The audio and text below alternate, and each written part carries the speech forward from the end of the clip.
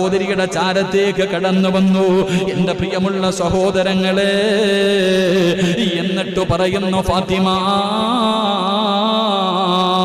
എനിക്ക് ആ വാചകങ്ങളൊന്ന് പറഞ്ഞു തരുമോ? ആ വാചകങ്ങൾ എനിക്കൊന്ന് പറഞ്ഞു തരുമോ?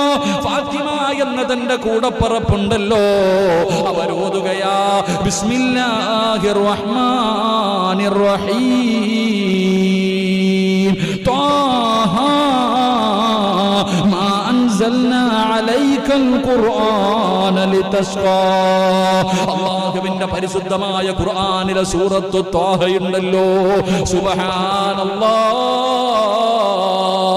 അല്ലാഹുവിന്റെ വിശുദ്ധമായ ഖുർആൻ അങ്ങ് ഓതാൻ തുടങ്ങുമ്പോ ഉമറിന്റെ കൈകാലുകൾ വിറയ്ക്കുകയാണ്, ഉമറിന്റെ ഹൃദയം അങ്ങ് വല്ലാതെ തളർന്നു പോവുകയാണ്. അവിടെ നിന്ന് സൂറത്തു ത്വാഹയുടെ 14 ആയത്തുകൾ കൂടപ്പിറപ്പ് ഇങ്ങനെ ഓതിക്കൊടുക്കും.